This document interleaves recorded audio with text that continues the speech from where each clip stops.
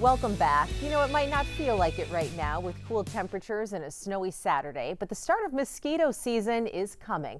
And here's the thing, what's happening right now with the weather could shape what the rest of the summer looks like. Gordon Severson spoke with the Mosquito Control District to see how they're getting ready.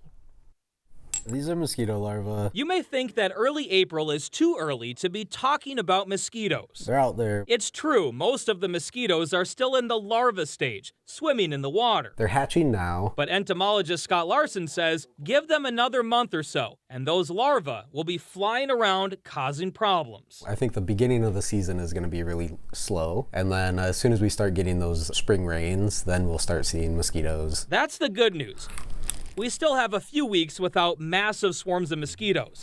The bad news is, like last year, the Metropolitan Mosquito Control District is forecasting a massive surge of mosquitoes. They're going to be back this year around the 4th of July. We're going to do everything that we can to mitigate them so they're not as big of a nuisance. We're in preparation mode right now. Alex Carlson with the Control District says early projections suggest that swarm could be even worse this year. Mostly we're looking at the air tube. That's why they are designating more staff and resources to get a jump start on controlling that specific species of mosquito. Helicopters, we're going to be calibrating them next week, making sure they're ready to go for the season, and we may be out as early as April 13th. They're also using more drones to drop material in ponds and wetlands to kill larvae as they hatch. And this year they have a new tool here in the lab, a 3D printer. Instead of buying every piece of equipment that we need, we now have a 3D printer that we can create some of our own. Carlson says a lot of the equipment they use in the field is becoming more expensive, so they decided to start making it themselves. If we make our own, we can save hundreds of dollars, sometimes per trap. And with a few hundred traps every season, that's tens of thousands of dollars in savings. So with these new tools and a slower start to the season, they're hoping to hit the mosquitoes early this year so they don't take over our holiday barbecues later this summer. I've heard from quite a few people that they've seen them on these warm days that we've had. You know, we've had a couple 70-degree days. You might start seeing a few, but you're probably not going to start seeing many until late April or May. Another big factor this season will be the rain. If we have a wet spring, we could see more mosquitoes hatching in May, June, and July.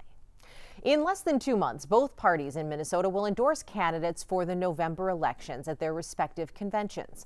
One race that's competitive on both sides is for state auditor, which oversees billions in local spending. For this week's On the Record, our Danny Spiewak sits down with GOP candidate Nate George to talk about his vision for that role. You're running for the GOP endorsement and nomination for state auditor. First of all, just introduce yourself to the public. Just who are you and why are you running for the auditor position? Yeah, my name's Mayor Nate George. I'm the mayor of Brand, Minnesota. It's about 1,800 people, right between Mora and Cambridge. I'm running for state auditor for the exact same reasons why I got into politics at the local level. I was asked to run.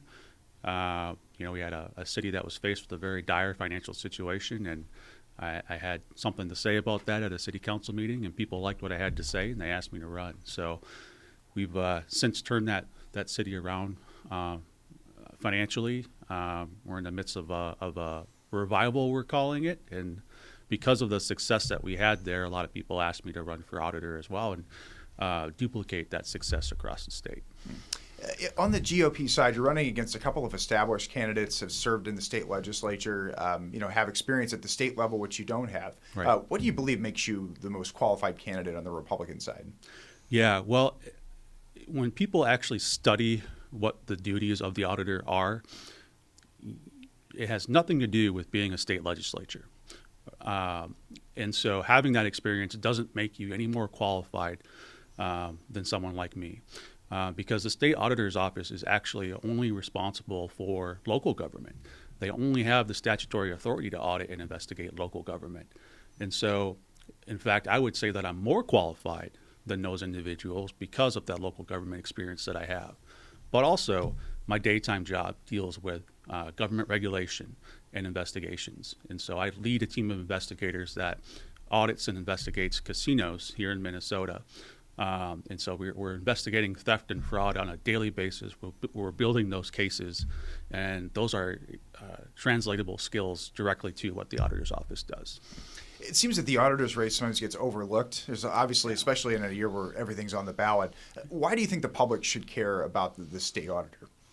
Well, it's one of the 5 constitutional offices. So if you were to look at it as like a ranking system, for to say, it's on the same level as the governor and the Secretary of State and the Attorney General and the Lieutenant Governor.